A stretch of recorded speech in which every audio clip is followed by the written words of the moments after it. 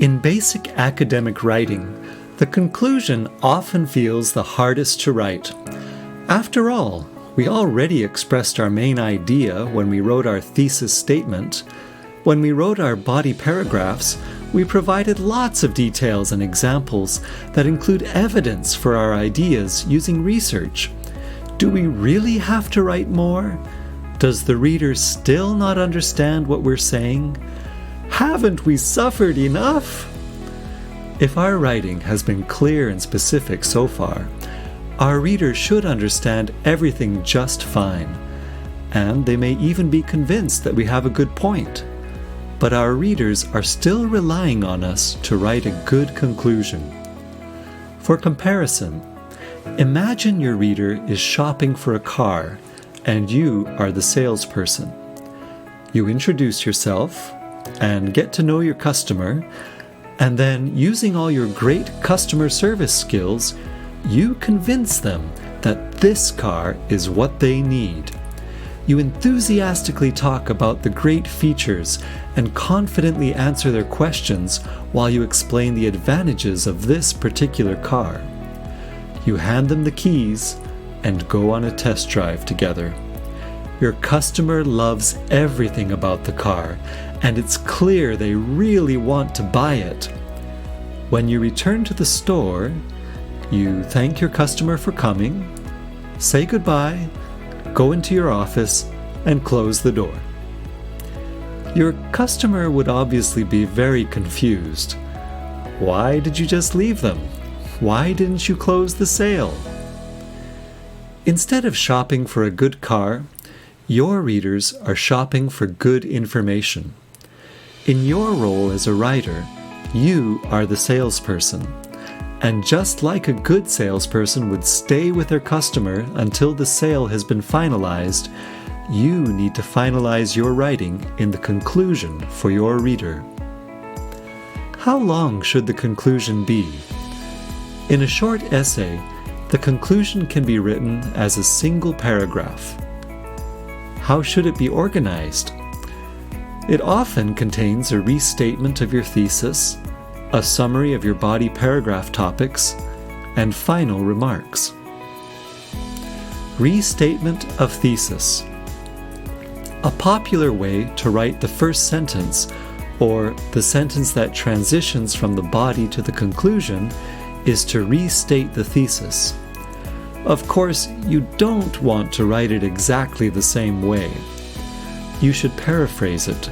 For example, what if my original thesis in my introduction paragraph was, "The ability to convince customers that they need what you are selling may be the most important quality of an effective salesperson." For our first sentence in the concluding paragraph, we could restate the thesis by writing, "The most enviable skill of a successful salesperson is being able to persuade customers that their needs will not be fulfilled until they purchase your product." As you see, these two sentences essentially say the same thing. There is some added meaning in the restated thesis so that some things come across even stronger, but that is perfectly okay when you are paraphrasing something you have written. In fact, that makes your paraphrasing even better if you can add some additional meaning without using too many words. Of course, that only applies to when you're paraphrasing your own words. Summary of your body paragraph topics.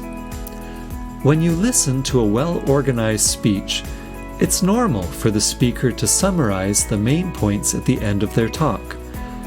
This is one thing that presentational speaking and academic writing can have in common. To be more efficient, we can actually restate the thesis and summarize the body paragraph topics in the same sentence. For example, what if my thesis was, "The most important qualities that a salesperson should have include advanced interpersonal communication skills, astute market awareness, and resiliency despite customer apathy and skepticism." For our transitioning sentence in the concluding paragraph, we could rephrase that by using synonyms and even changing the order of the sentence. We could write something like, communicating empathetically, knowing market trends, and possessing a thick yet dignified rhino skin are extremely beneficial qualities for any salesperson. With a sentence like this, you've just restated the thesis and summarized the body paragraphs all in one sentence. Final remarks. Even after the best sales presentations, not all customers are convinced. What could you say so that they don't miss out on the significance of your message? Here are some commonly used techniques. Stress the importance. This is your last chance to remind your reader of the important causes and effects that make your topic so important and so valuable. For example, if a salesperson was trying to sell a car that used less gas, they would probably stress the importance of having better gas mileage and reducing air pollution. Acknowledge limitations. When you do actual research, this will be an important part of your writing. It shows the reader that you realize that what you've written may not be perfectly adapted for every situation. After all, even a desperate salesperson would have to admit that a convertible sports car with the top down would probably not be the best buy for someone who lives in an extremely rainy climate. Make a sound prediction. Although you shouldn't introduce a completely new idea or make a wild guess in your conclusion, if it connects well to the facts you have already presented, making a logical prediction helps your reader more clearly understand the significance of your topic. Bring it home. As much as possible, help your reader feel that your message connects to something they already know and care about.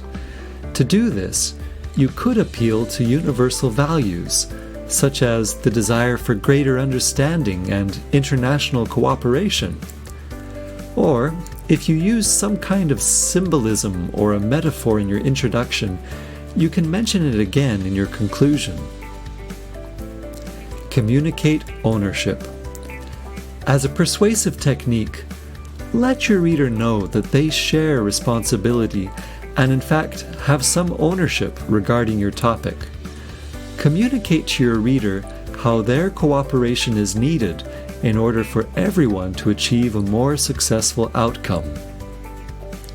Invite a commitment. Especially if you are writing a persuasive essay or a problem-solution essay, remind the reader how they can take action and be part of a bigger solution. After all, maybe the end goal shouldn't be to buy a car, but to participate in a carpool when traveling to work in order to save money and reduce the number of cars on the road. As in everything else we've looked at so far, this isn't the only way to write a concluding paragraph. Ask your teacher what they consider to be an acceptable concluding paragraph.